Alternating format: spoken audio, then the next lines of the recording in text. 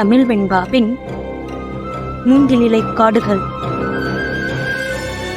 அத்தியாயம் 2. பிரதான சாலையிலிருந்து கிராமத்திற்கு செல்லும் அந்த குறுகலான வீதியின் உள்ளே நுழைந்தது கார். அழுது அழுது பாதி மயக்கத்திற்கு சென்றிருந்த அன்னையை தனது மடியில் படுக்க வைத்திருந்தாள் முல்லை. அவளின் கண்களிலுமே விடாமல் கண்ணீர் வடிந்து கொண்டுதான் இருந்தது. அந்த கண்ணீரை துடைக்க மறந்தவளாக வெளியே தெரிந்த சாலையை வெறித்தபடி வந்து கொண்டிருந்தாள் அவள். எப்போதோ சீரான மண் சாலையாக இருந்த அந்த வீதி இன்று ஆங்காங்கே மேடு பள்ளங்களை சுமந்த தார் சாலையாக மாறியிருந்தது. அதே மண் வீதியில் புழுதி பறக்க கட்டி புரண்டு விளையாடியதெல்லாம் அவளின் நினைவுகளில் மங்களாக நிழலாடியது. அவளின் நினைவலைகள் எங்கும் அவர்களின் சந்தோஷ குரலே முட்டி மோதி கணீரென எதிரொலித்தது. அதிலிருந்து மீள முடியாதவளாக கொஞ்சம் கொஞ்சமாய் அந்த குரலுக்கு சொந்தக்காரியான கொடிய நினைவுகளிலேயே தன்னை மொத்தமாக தொலைத்துக் கொண்டிருந்தாள் முல்லை. எப்போது அந்த வீடு வந்ததோ, எப்போது அங்கே அவர்கள் கார் நின்றதோ, எதையுமே முல்லை அறியாள். முல்லை, வீடு வந்துருச்சு, இறங்குமா என அவளின் தந்தை தோள் பற்றி உழுக்கவும் தான் அவளுள் உழன்று கொண்டிருந்த மாய பிம்பம் அருந்து விழுந்தது. சற்றென்று எங்கே இருக்கிறோம், என்ன செய்கிறோம் என ஒன்றுமே பிடிபடவில்லை அவளுக்கு. அங்கே அதிர்ந்து ஒலித்த பறையின் இசை இருக்கும் இடத்தை உணர்த்த அந்த இசையோடு சேர்த்து அவளின் இதயமும் அதிர்ந்தடங்கியது. நெஞ்சத்தை யாரோ இறுக்கி பிடித்து அழுத்தி பிசைவதைப் போல அத்தனை வலித்தது. நிற்காமல் வழிந்த கண்ணீரை துடைக்கத் தோன்றவில்லை அவளுக்கு. நீண்ட நேரமாக அமர்ந்த நிலையிலேயே வந்ததால் அவளின் கால்கள் மரத்து போயிருக்க வேண்டும். சட்டென்று எழுந்து கொள்ள முடியவில்லை அவளால். மெல்ல கால்களுக்கு அசைவு கொடுத்தபடியே வெளியே என்ன நடக்கிறது என பார்க்கத் தொடங்கினாள் அவள். வண்டி நின்ற வேகத்திற்கு பார்வதி இறங்கி மற்றவர்களை விலக்கிக் கொண்டு உள்ளே சென்று மறைந்திருந்தார். அதுவரை அடங்கி இருந்த பெண்களின் அழுகை பார்வதியை கண்ட மாத்திரத்தில் பெரும் ஓலமாய் வெடித்தது. மகள் தன்னை நிலைப்படுத்திக் கொண்டு மெல்ல இறங்கி வரட்டும் என சிவமுமே நினைத்திருப்பார் போல.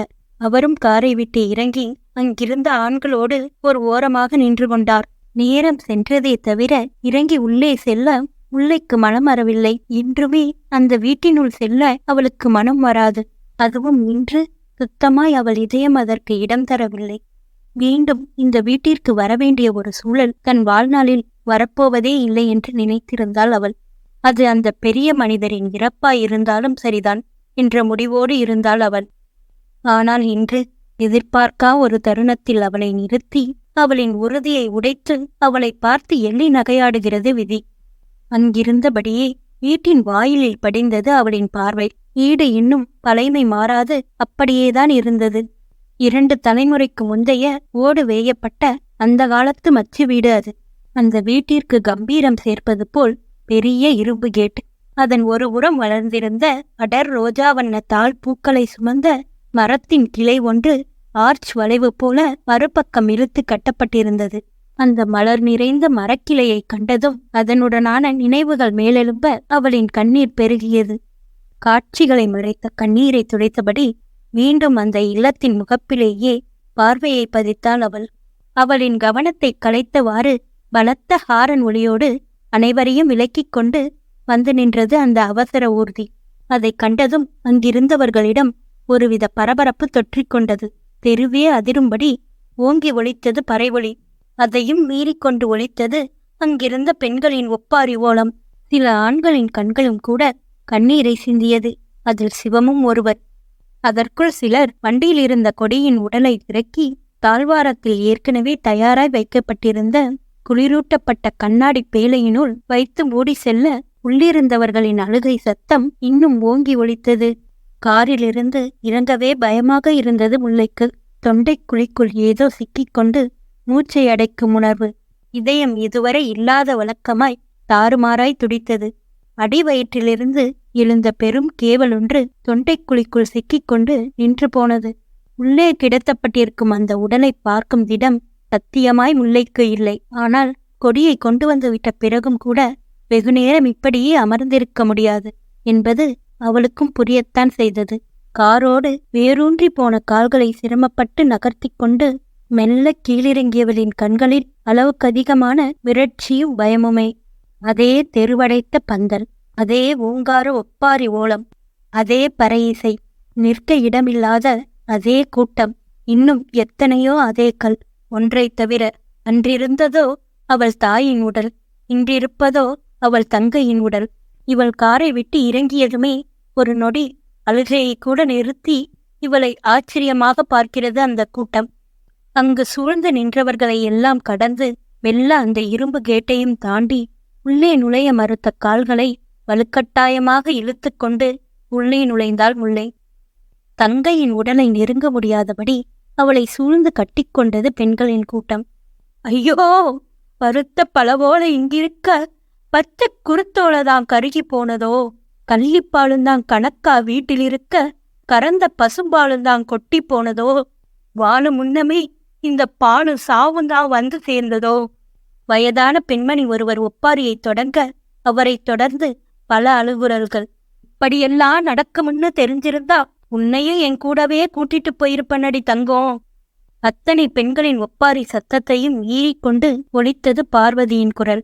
இத்தனை வருடங்களில் அன்னையின் குரல் இவ்வளவு சத்தமாக ஒலித்து இன்றுதான் கேட்கிறாள் முல்லை. தன்னை சூழ்ந்து நின்றவர்களை விலக்கிக் கொண்டு அந்த கண்ணாடி பேழையை நெருங்கி வெள்ள முகத்தை மறைத்த மாலையையும் சிதறி கிடந்த ரோஜா இதழ்களையும் விலக்கிவிட்டு கொடியின் முகம் பார்த்தால் அவள். கண்ணீர் காட்சியை மறைக்க அதை வேகமாக துடைத்து கொண்டு மீண்டும் கண்ணாடி பேழையினுள்ளே பார்த்தாள் அவள். அவளே அவளை கண்ணாடியின்றி பார்க்கும் ஒரு அனுபவம். உற்று உற்று பார்த்தாலும் ஒரு வித்தியாசமும் கண்டுபிடித்து விட முடியாது. ஒரே ஒரு வித்தியாசம் வேண்டுமானால் சொல்லலாம். ஒருத்தி படுத்திருந்தாள், மற்றொருத்தி அவளை பார்த்தபடி நின்றிருந்தாள். அவ்வளவுதான். கொடியின் உடலை பார்க்க பார்க்க முல்லைக்கு கண்ணீர் பெருகுகிறது. அன்று இதே இடத்தில் அன்னையின் உடலை மரப்பலகையில் கிடத்தியிருந்த நினைவு வேறு அரைகுறையாய் வந்து வந்து போகிறது. அன்று அவளது அன்னை, இப்போதோ தங்கை. அன்னையின் இறப்பை கூட ஓரளவு தாங்கிக் கொண்டாள் அவள். உண்மையை சொல்ல வேண்டுமென்றால் பார்வதி அதன் சுவடே தெரியாமல் அவளை பார்த்து கொண்டார். ஆனால் தங்கையின் இழப்பை அப்படி தாங்கிக் கொள்ளவே முடியாது என்று தோன்றியது. தாயின் முகம் காண்பதற்கு 10 திங்கள் முன்னமே கருவறையில் கண்டுவிட்ட முகமல்லவா. அவளின் இழப்பை இவளால் எப்படி தாங்கிக் கொள்ள முடியும்? நிச்சயமாய் முடியாதுதான். ஐயோ, என் பொண்ணை நானே கொன்னுட்டனே. அவ கேட்கும்போதே ஊருக்கு அனுப்பி வச்சிருந்தா இன்னைக்கு என் பொண்ணு உயிரோட இருந்திருப்பாளே. தப்பு பண்ணிட்டனே, நான் பாவி, நான் பாவி என கண்ணாடி பேழையின் மறுபுறம் நின்று கொண்டு தலையிலும் மார்பிலும் அடித்தபடியே கதறி அழுத அந்த மனிதரை காணவும் முல்லையின் கண்களில் குரோதம் கூடியது. இருந்த இடத்தில் இருந்தே எட்டி அவரின் சட்டையை பிடித்தவள், ஆமா ஆமா, நீதான் என் தங்கச்சியை கொன்னுட்ட, நீதான் என் கொடியை கொன்னுட்ட. எத்தனை தடவை கெஞ்சி கெஞ்சி கேட்டேன் அவளை என்னோட அனுப்பி வைக்க சொல்லி. அனுப்பி வச்சிருந்தா இன்னைக்கு அவ உயிரோட இருந்திருப்பாள.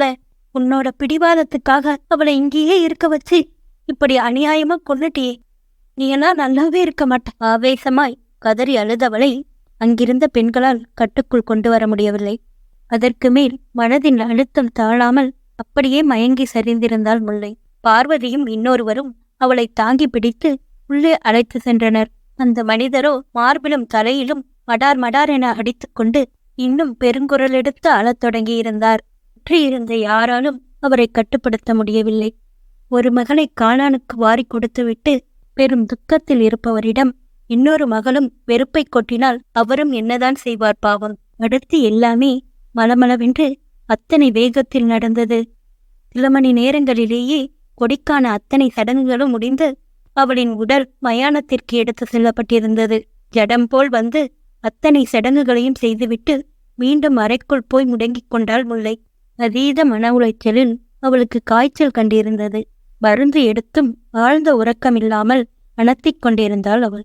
கால்கள் இரண்டையும் நெஞ்சோடு சேர்த்து இறுக்கி கட்டிக்கொண்டபடி உடலை குறுக்கி படுத்து கிடந்தவளிடம் மெல்லிய முனகல் சத்தம். இல்ல இல்ல, எங்க அம்மாவை விட்டுட்டு நான் எங்கேயும் வரமாட்டேன். உங்க அம்மாவை எங்க தூக்கிட்டு போறீங்க? கொடுத்துருங்க, என்னட்ட கொடுத்துருங்க. மா எழுதச்சு வாமா. அனத்திக் கொண்டே படுத்திருந்தவளின் தலையை ஆதரவாய் கோதி கொடுத்தபடியே அவள் அருகிலேயே அமர்ந்திருந்தார் பார்வதி. அவரின் எண்ணங்கள் எல்லாம் 20 வருடங்களுக்கு முன்னால் தங்கி நிலைத்து விட்டது. அன்றும் இப்படித்தான் அழுது அழுது காய்ச்சலில் விழுந்திருந்தாள் முல்லை. சரியாக 4.5 வயதிருக்கும் நன்முல்லைக்கு தனது இரட்டை பிறவியான கொடிமுல்லையுடன் திரு குச்சியாய் வாசலில் ஊன்றப்பட்டிருந்த தாழ்பூ மரக்கன்றை பார்த்து பிளாகித்துக் கொண்டிருந்தனர் அவர்கள். ஏனெனில் அவர்கள் நட்டிருந்த அந்த செடியில் இன்றுதான் முதலாக ஒரு இலை துளிர்த்திருந்தது. அங்கே கூடியிருந்த கூட்டமோ வெறும் கூச்சலோ எதுவுமே அவர்களுக்கு விளங்கவில்லை. மாறாக யாராவது கவனமின்றி செடியை பாழ்படுத்திவிடப் போகிறார்களோ என்ற எண்ணத்தில் அனைவரையும் இலக்கியபடி அந்த செடியின் பக்கத்திலேயே நின்று கொண்டார்கள் அவர்கள். அவர்களின் அன்னையை குளிப்பாட்டி மஞ்சள் பூசி வாசலில் இருந்த மரப்பெஞ்சில் கிடத்த அன்னை வந்துவிட்ட மகிழ்ச்சியில் வேகமாக செடி துளிர்விட்டிருப்பதை சொல்ல அன்னையிடம் ஓடினர் அந்த பிஞ்சுகள். அவர்கள் எத்தனை எழுப்பியும் அவர்களின் அன்னை எழாமல் போக சுற்றி பார்த்திருந்தவர்களின் அழுகை கூடியது. அதை கண்ட பிள்ளைகளும் பெருங்குரலெடுத்து அழத் தொடங்கினர். நேரம் ஆக ஆக சுற்றி இருந்தவர்களின் பேச்சிலிருந்து அவர்கள் புரிந்து கொண்டது ஒன்றுதான். இனி என்றுமே அன்னை திரும்பி வரமாட்டார் என்பதுதான் அது. இறந்த மனைவியைக் கண்டு கூட மனமுடையாத சொக்கலிங்கம் மகள்களைக் கண்டுதான் பெரிதும் உடைந்து போனார். ஒரு வழியாக எல்லாம் முடிய அன்னையை எண்ணி ஏங்கி ஏங்கி அழுத குழந்தைகள் இரண்டும் காய்ச்சலில் விழ திணறிப் போனார் மனிதர். அந்த நேரத்தில் அவருக்கு உதவியது பார்வதிதான். அவர் இறந்த மலர்விழியின் உடன் பிறந்த தமக்கை. கொடை கூட ஓரளவுக்கு அன்னையின் இறப்பை ஏற்றுக்கொண்டு இயல்பாகிவிட்டாள். முல்லையால் அப்படி உடனே அன்னையின் இறப்பிலிருந்து வெளிவர முடியவில்லை. அதுவும் அன்னையின் தாயலில் இருந்த பெரியன்னையிடம் அதிகமே ஒன்றினாள் அவள். நல்ல சிவம் பார்வதிக்கு நீண்ட நாட்களாக பிள்ளை இல்லை. மலர் சென்று போல் இருந்த பிள்ளைகளை உதறிவிட்டு செல்லவும் மனமில்லை. அவர்களின் எண்ணம் புரிந்து அவர்கள் வாய்விட்டு கேட்கும் முன்னமே சொக்கலிங்கமே முல்லையை அவர்களுக்கு தத்துக் கொடுத்திருந்தார். 2 குழந்தையையும் அன்னை இல்லாமல் வளர்ப்பது கடினம் என்ற அவரின் சுயநலமும் அதில் இருந்தது. அதற்காக 2 பிள்ளைகளையும் கொடுத்துவிடவும் அவருக்கு மனம் வரவில்லை. அவர் கொடியை தன்னோடே வைத்துக்கொள்ள அதுவே முல்லைக்கு அவர் மீது வெறுப்பை வளர்த்தது. அன்னையை இழந்த சில மாதங்களிலேயே உடன் பிறந்தவளையும் இழப்பதென்பது எத்தனை பெரிய கொடுமை! அதுவும் அந்த பிஞ்சின் மனதில் அது ஆழமாய் பதிந்து போனது. ஆனால் அதெல்லாம் ஒன்றுமே இல்லை என்னும் அளவிற்கு அவளை தேற்றி கொண்டு வந்திருந்தார் பார்வதி. இங்கே கொடிதான் மிகவும் பாவம். இயல்பிலேயே அன்னையின் சுபாவம் அவளுக்கு பெரிதாய் எதை கேட்டு மடம் பிடித்ததில்லை. அதுவே அவளை யாரும் தனிப்பட்ட முறையில் கவனிக்காமல் போனதற்கு ஒரு காரணம். 2 குடும்பங்களுக்கும் தொடர்பு இருந்தாலுமே அன்றைக்கு பிறகு முல்லை இங்கு வருவதில்லை. பார்வதியுமே அவளை அனுப்ப பிரியப்படவில்லை. கொடியும் சொக்கலிங்கமும் தான் அடிக்கடி முல்லையை சென்று பார்த்து வருவார்கள். பழைய நினைவுகள் எல்லாம் ஒன்றன் பின் ஒன்றாக மேலென பெரிதாக தவித்துப் போனார் பார்வதி. அன்று போல் இன்றும் முல்லைக்கு காய்ச்சல் கொதிக்கிறது. நேற்று மாலை காய்ச்சலில் மயங்கி விழுந்தவள் இன்று இரவு கவிழ்ந்தும் கூட சரியாக கண்விழித்து பார்க்கவில்லை. அவள் எழாமல் இருப்பதே அத்தனை பயத்தை தந்தது பார்வதிக்கு. சாதாரண காய்ச்சல்தான் என்று மருத்துவர்கள் சொல்லிவிட்டாலும் கூட மகளை விட்டு இம்மியும் அசைய முடியவில்லை அவரால். அன்ன ஆகாரமின்றி அவளின் அருகிலேயே தவமிருப்பதைப் போல அவள் விழி திறக்க காத்திருந்தார் பார்வதி. முல்லையின் அருகில் அமர்ந்தபடியே உறங்கிப் போயிருந்தார் அவர். முல்லை மீண்டும் கண்விழித்த போது நள்ளிரவை தொட்டிருந்தது. பார்வதியை ஒழுங்காக படுக்க வைத்தவளுக்கு சிறிது நேரம் வெளியே காற்றாட நடந்தால் தேவலாம் போல தோன்றியது. சுற்றி எங்கிலும் பார்வையை சுழற்றினாள். அது கொடியின் அறை போலும்.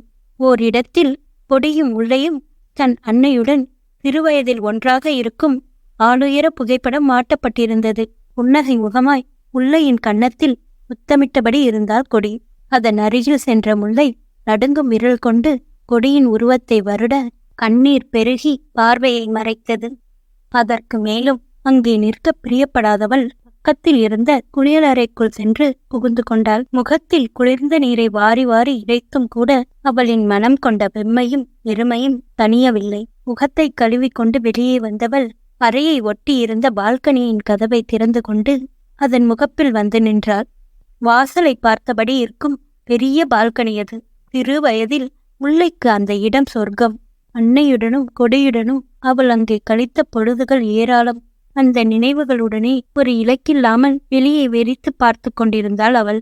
தெருவில் ஆள் நடமாட்டமே இல்லை. அவளின் வீட்டில் மட்டும் இரவு விளக்கு எரிந்து கொண்டிருந்தது.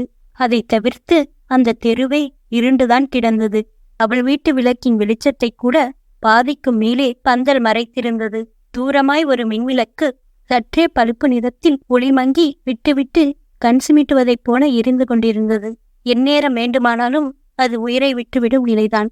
விளக்கின்றி எல்லா பக்கமும் பார்வையை விரட்டியவள் மீண்டும் மின்கம்பத்திற்கே பார்வையை திருப்பினாள். மின்கம்பத்தின் கீழே யாரோ நிற்பதைப் போல ஒரு மங்கலான தோற்றம். கண்களை கூர்மையாக்கி கவனிக்க ஆனா பெண்ணா என்று கூட புலப்படவில்லை அவளுக்கு. ஏதோ நிழல் போல ஒரு உருவம். அது அவளின் பிரம்மையாக கூட இருக்கலாம் என்ற எண்ணம் தோன்ற இன்னுமே கண்களை கூர்மையாக்கி யாரென்று பார்த்தால் அவள். அந்த உருவமும் முகத்தை மட்டும் திருப்பி பால்கனியில் நின்றிருந்த அவளைத்தான் கூர்ந்து பார்த்தது. காற்றில் படபடப்பது தாவணியா சேலையா தெரியவில்லை. ஆனால் அது உறுதி செய்கிறது, அங்கே நின்றிருப்பது ஒரு பெண்தான் என்று. இந்த நேரத்தில் இந்த பெண்ணுக்கு இங்கென்ன வேலை என்று எண்ணியபடியே அந்த மங்கலான விளக்கொளியில் அவளின் முகம் கண்டுவிடும் ஆர்வத்தோடு உள்ளே கூர்ந்து நோக்க அடியேறென ஒரு சத்தம். அந்த மின்விளக்குதான் வெடித்து சிதறியிருந்தது. அது வெடித்து சிதறிய அடுத்த நொடியே மெல்லிய சலங்கை சத்தம் ஒன்று மிக அருகில் கேட்கிறது. ஒரே ஒரு நொடி முல்லையின் இதயம் நின்று துடித்தது. மீண்டும் அதே சலங்கை சத்தம், இம்முறை உறக்கவே கேட்கிறது. காதுகளை கூர்தீட்டி சத்தம் அந்த திசையில் உன்னிப்பாக கவனிக்க மாடிப்படியிலிருந்து கேட்டது அந்த சத்தம். தடதடவென யாரோ வேகமாக மாடிப்படிகளில் இருந்து இறங்கி ஓடும் சத்தம். அந்த பால்கனிக்கு இடதுபுறம் இருந்தது அந்த மாடிப்படி. அதன் வழி இறங்கினால் வீட்டின் பெரிய வாயிலை அடைந்து விடலாம். கொஞ்சமும் யோசிக்காமல் வேகமாக படிகளில் இருந்து இறங்கி கீழே வந்தவள் யாராவது இருக்கிறார்களா என கண்களால் துளவ பந்தலை தாண்டி கொஞ்ச தூரத்தில் அதே பெண்ணின் உருவம் இப்போது இன்னும் கொஞ்சம் தெளிவாக தெரிகிறது. சர்வ நிச்சயமாய் அவள் அணிந்திருப்பது புடவையேதான். இவளை ஒரு சில நொடிகள் திரும்பி பார்த்துவிட்டு விறுவிறுவென வேகமாய் அந்த உருவம் முன்னேற எந்த ஒரு சிந்தனையும் இன்றி அந்த உருவத்தை பின்தொடரத் தொடங்கியிருந்தாள் முல்லை. கதையோட அடுத்த அத்தியாயத்தை நாளைக்கு கேட்கலாம். இந்த கதை உங்களுக்கு பிடிச்சிருந்தா லைக் பண்ணுங்க, ஷேர் பண்ணுங்க, கமெண்ட் பண்ணுங்க, மறக்காம சப்ஸ்கிரைப் பண்ணிடுங்க.